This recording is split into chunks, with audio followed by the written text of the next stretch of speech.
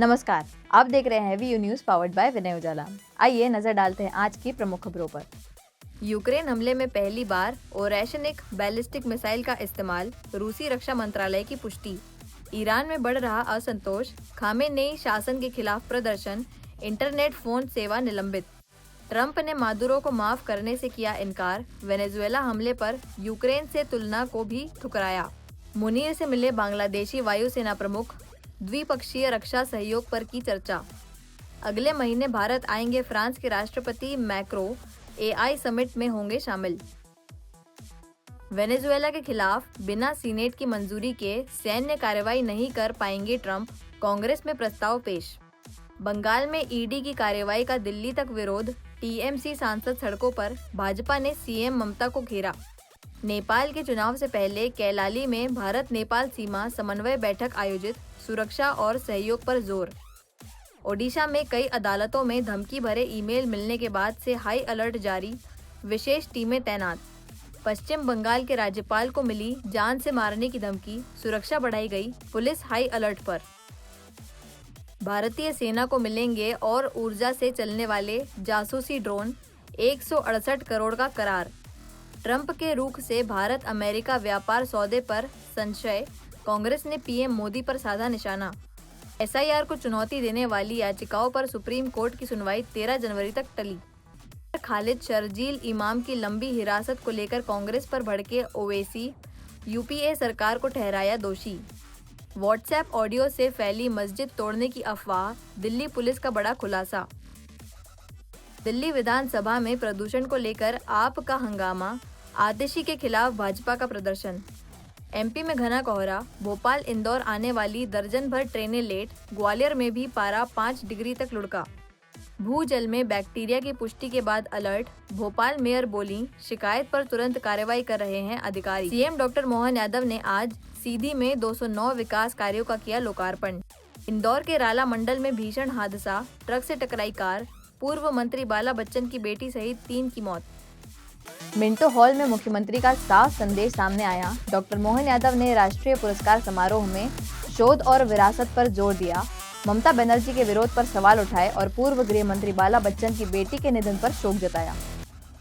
कार्यक्रम, राजनीति और संवेदना, तीनों मुद्दों पर आज मुख्यमंत्री का संदेश साफ रहा। भोपाल के मिंटो हॉल में मुख्यमंत्री डॉक्टर मोहन यादव ने डॉक्टर विष्णु श्रीधर वाकणकर राष्ट्रीय पुरस्कार समारोह का शुभारंभ किया और इसे शोध व विरासत संरक्षण का राष्ट्रीय मंच बताया। उन्होंने पद्मश्री डॉक्टर यशोधर मठपाल को सम्मानित करने को गौरवपूर्ण बताया। वहीं पश्चिम बंगाल में ED कार्रवाई पर ममता बनर्जी के विरोध को अनुचित कहा। पूर्व गृह मंत्री बाला बच्चन की बेटी के निधन पर मुख्यमंत्री ने गहरा शोक भी व्यक्त किया। से अधिक सेल चित्रों की खोज और अध्ययन करके जिस ढंग से उन्होंने काम किया, और वो दौर है कि जब एक तरह से वैचारिक रूप से भी वो छिपाते नहीं थे कि वो राष्ट्रीय स्वयंसेवक संघ के स्वयंसेवक है। और उस आपातकाल के दौर में इंदिरा गांधी जी ने उनको पद्मश्री अनाउंस किया। ये भी हमारे लिए उस दौर का, और दोनों दल कोई भी हो, लेकिन उनकी उस चुनौती के काल में भी, और वो घटना भी बड़ी जोरदार है। आज राष्ट्रीय स्वयंसेवक संघ का शताब्दी वर्ष चल रहा है।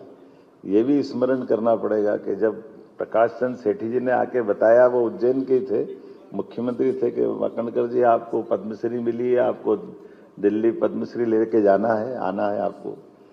तो लेने जाने के लिए जैसे वाकणकर जी का स्वभाव था कि मैं तो अपने गणवेश में जाऊंगा, हाफ पैंट पहन करके, उनको देना हो तो दे, नहीं देना हो तो मत दे। सेठी जी उलझन में पड़े कि ये कौन सा संकट है। जिस संघ पे प्रतिबंध लगा दिया, उसकी गणवेश पहन के आप पुरस्कार लेने जाओगे तो फिर वो देना कि नहीं देना। लेकिन वाकणकर जी ने कहा उनकी इच्छा हो तो दो, नहीं तो मत दो। बड़ी मुश्किल से वाकणकर जी इस बात के लिए सेठी जी ने उनको तैयार किया कि एक काम करो, संघ की टोपी लगा लो, बाकी का तो आप शुभ वेश पहन लो तो चलेगा अपना, लेकिन टोपी चल जाएगी। वाकणकर जी का वो आग्रह, और वाकणकर जी ने वाकई संघ की काली टोपी लगा करके पद्मश्री ली। ये भी उस दौर में जब आपातकाल में हजारों लोग जेल में बंद है संघ के कारण से, लेकिन वाकणकर जी अपने विचारों के लिए कैसे प्रतिबद्ध है। सच में उनकी जितनी बात करो उतना कम है। इसीलिए हमारी सरकार ने उनके सम्मान में जहाँ भीमबेटका है, ये रातापानी अभयारण्य डॉक्टर विष्णु श्रीधर वाकणकर के नाम पे करने का निर्णय किया है। हमें इस बात का आनंद है। हम इस तरह से उनके उस योगदान को स्मरण भी कर रहे हैं और ये एक तरह से फॉरेस्ट के लिए भी उनका नाम गया। अभी जंगल वाले क्षेत्र में वाकणकर जी बचे थे, तो उनके कामों के आधार पर वो सब क्षेत्रों के साथ साथ वन विभाग में भी उनका काम का उल्लेख उनके नाम से जाना जाएगा। मैं मान के चलता हूँ। राला मंडल बाईपास पर तेज रफ्तार ने कहर बरपाया। टाटा नेक्सॉन कार ट्रक से टकराई। हादसे में पूर्व मंत्री बाला बच्चन की बेटी प्रेरणा बच्चन, प्रखर कासलीवाल और मान संधू की मौके पर मौत हुई। वहीं एक युवती गंभीर रूप से घायल है। ट्रक चालक अब भी फरार है। समय, रास्ता और रफ्तार तीनों की एक गलती ने सब कुछ खत्म कर दिया। राला मंडल बाईपास पर तेज रफ्तार टाटा नेक्सॉन कार पीछे से ट्रक में जा घुसी। हादसे में 2 युवक और एक युवती की मौके पर ही मौत हो गई, जबकि एक युवती गंभीर रूप से घायल है, जिसका नाम अनुष्का राठी बताया गया। मृतकों में पूर्व मंत्री बाला बच्चन की बेटी प्रेरणा बच्चन, साथ ही प्रखर कासलीवाल और मान संधू शामिल हैं। ट्रक ड्राइवर वाहन सहित फरार है। तेजाजी नगर पुलिस मामला दर्ज कर जांच कर रही है। तेजाजी नगर थाना क्षेत्र में एक बड़ी सड़क दुर्घटना हुई है। एक टाटा नेक्सॉन गाड़ी एक ट्रक में पीछे से जा भिड़ी थी, जिसमें 3 लोगों की मृत्यु हुई है। ये जो 3 लोग आइडेंटिफाई हुआ उसमें प्रखर कासलीवाल, मान संधू और प्रेरणा बच्चन है। इनकी दुर्भाग्यपूर्वक सड़क दुर्घटना में मृत्यु हुई और इसमें एक महिला घायल है जिनका नाम है अनुष्का राठी। ये बेसिकली प्रखर कासलीवाल का जन्मदिन था जो कोको फार्म्स में मनाया जा रहा था और ये लोग शराब के नशे में करीब 5:15 बजे के आसपास लौट रहे थे। तब उस समय दुर्भाग्यपूर्वक घटना हुई है। गाड़ी काफी तेज गति से चल रही थी और अनियंत्रित होकर ट्रक में जा भिड़ी, जिसके कारण 3 लोगों की दुर्भाग्यपूर्वक मृत्यु हुई है।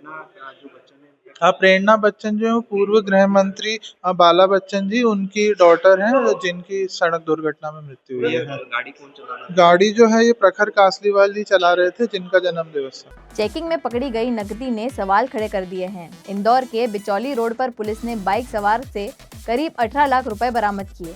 कोई दस्तावेज नहीं मिले। रकम जब्त कर आयकर विभाग को सूचना दी गई। इंदौर के बिचौली रोड पर नियमित चेकिंग के दौरान कनाडिया थाना पुलिस ने बाइक सवार एक व्यक्ति को रोका तो उसके पास से 17,95,000 रुपए नकद बरामद हुए। पूछताछ में पता चला कि यह रकम पालदा स्थित लिफाफा फैक्ट्री के मालिक की बताई जा रही है, लेकिन मौके पर कोई दस्तावेज नहीं दिखाया गया। पुलिस ने पूरी नकदी जब्त कर आयकर विभाग को सूचना दे दी है। अब जांच के बाद ही साफ होगा कि यह रकम वैध है या काले धन का खेल है। कल रात्रि चेकिंग में एक बाइक सवार को थाना कराड़िया में रोका गया था, बिचौली मर्दाने के पास। वहाँ चेकिंग चल रही थी और जब उसकी तलाशी लगी तो उसके बैग में से लगभग 17,95,000 रुपए निकले। उससे पूछा गया तो उसके द्वारा ये बताया गया वो कलर पैकेजिंग कंपनी का एम्प्लॉई है और जो दिन भर कलेक्शन करता है। आज बैंक लेट हो गया था तो इस वजह से आज कंपनी में जमा करने जा रहा था, जो कंपनी पालदा में है।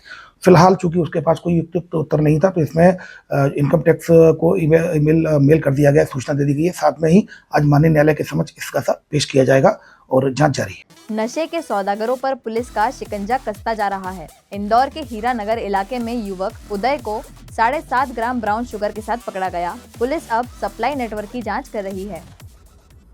इंदौर में नशे का जहर बेचने वालों पर पुलिस की सख्त कार्रवाई जारी है। हीरानगर थाना क्षेत्र के ISBT इलाके में पुलिस ने मुखबिर की सूचना पर एक युवक को दबोचा, जिसने अपना नाम उदय बताया। चेकिंग के दौरान आरोपी के पास से 7.5 ग्राम ब्राउन शुगर बरामद की गई, जिसकी कीमत करीब 1 लाख रुपए बताई जा रही है। थाना प्रभारी सुशील पटेल के अनुसार पुलिस अब यह पता करने में जुटी है कि उदय यह नशा कहां से लेता था और किन लोगों तक पहुंचाता था। कल दिनांक को थाना हीरानगर क्षेत्र में एक सूचना मिली थी मुखबिर कि एक व्यक्ति जो है अवैध मादक पदार्थ रखे हैं और बेचने के उद्देश्य से कहीं जा रहा है। तो ISBT के पास से एक व्यक्ति को पकड़ा गया था। नाम पता उसका उदय सेंगर बता रहा था, उदय सेंगर निवासी दीनदयाल उपाध्याय नगर। उसके पास जब तलाशी ली गई तो लगभग 7.5 ग्राम के आसपास ब्राउन शुगर उसके पास से मिली थी, जिसकी बाजार कीमत लगभग 1 लाख रुपए है। उस पर जो है सक्षम धाराओं में मुकदमा कायम किया गया है। सर कहाँ से लाया था, कहाँ ले जा रहा था, बेचने लाया था? ये इस बात की अभी विवेचना की जा रही है। उससे पूछताछ के बाद ही पता चलेगा कि वो ब्राउन शुगर कहाँ से लेके आया था और बेचने के उद्देश्य से कहाँ जा रहा था। कोई इसके रिकॉर्ड वगैरह? हाँ, पूर्व से भी उसके खिलाफ जो है इस प्रकार के रिकॉर्ड भी हैं और उसकी शोहरत भी है। अवैध मादक पदार्थ को बेचने की। ऑनलाइन मुनाफे का लालच लाखों की ठगी में बदल गया। इंदौर में जेसीबी ऑपरेटर से फ्रेंचाइजी के नाम पर 8.5 लाख रुपए ठगे गए। पुलिस केस दर्ज कर मामले की जांच कर रही है। सिर्फ एक लिंक और मोटा मुनाफा और 8.5 लाख रुपए साफ। इंदौर के एरोड्रम थाना क्षेत्र में जेसीबी ऑपरेटर के साथ ऑनलाइन फ्रेंचाइजी के नाम पर बड़ी ठगी हुई है। व्हाट्सएप पर कोगन शॉप की लिंक और खुद को राधिका शर्मा बताने वाली महिला के कॉल के बाद पीड़ित को 20% कमीशन का लालच दिया गया। भरोसा करके उसने 6 किश्तों में 8,70,000 रुपए ट्रांसफर कर दिए, लेकिन न सामान मिला न मुनाफा, उल्टा नंबर ब्लॉक कर दिए गए। शिकायत के बाद एरोड्रम थाना पुलिस ने धोखाधड़ी की धाराओं में केस दर्ज कर जांच शुरू कर दी है। एफआईआर रजिस्टर की गई है। इसमें फरियादी के द्वारा ये बताया गया कि उसकी एक जेसीबी का काम करता है वो, उसके पास कभी एक व्हाट्सएप पर लिंक आई थी कोगन शॉप लिंक के नाम से, और फिर एक राधिका शर्मा का व्हाट्सएप पर कॉल आया था। उसने बताया कि हम कोगन शॉप के लिंक ये कोगन शॉप का एक कंपनी है और अगर आप भी इसकी जो फ्रेंचाइजी लेंगे तो आप इसकी फ्रेंचाइजी लेंगे तो उसमें आपको भी प्रॉफिट होगा। तो उसने वैभव स्टोर के नाम से फ्रेंचाइजी ली और उसको बताया गया कि 20% आपको प्रॉफिट होगा जो भी आप माल को जो ऑनलाइन जो परचेज करेंगे उसमें, और जब सेल करेंगे तो 20% आपको प्रॉफिट होगा।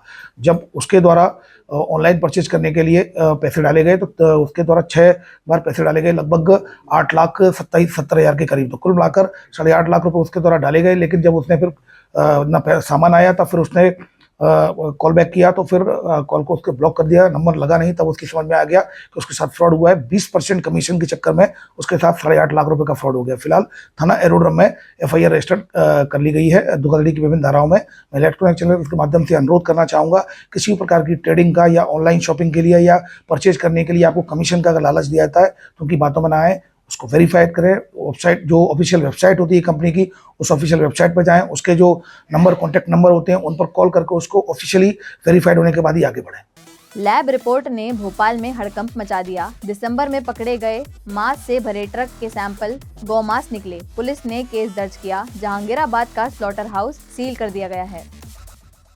लैब रिपोर्ट ने भोपाल में सनसनी फैला दी है। राजधानी में दिसंबर 2025 में रोके गए मांस के भरे ट्रक के सैंपल अब गौ मांस पाए गए हैं। फोरेंसिक रिपोर्ट के बाद पुलिस ने ट्रक चालक और स्लॉटर हाउस ऑपरेटर पर केस दर्ज किया है। प्रदर्शन के बाद जहांगीराबाद इलाके का स्लॉटर हाउस सील कर दिया गया। भाजपा विधायक रामेश्वर शर्मा ने इसे गंभीर मामला बताते हुए गौ हत्या, गौ तस्करी में एनएसए की कार्रवाई की बात कही है। जांच जारी है, कार्रवाई और सख्त होने के संकेत। देखिए, बहुत गंभीर मामला है। बजरंग दल ने उस समय प्रदर्शन करके ये जो ट्रक था इसको रोका था और उसके कारण उसके सैंपल जांच के लिए दिए गए थे।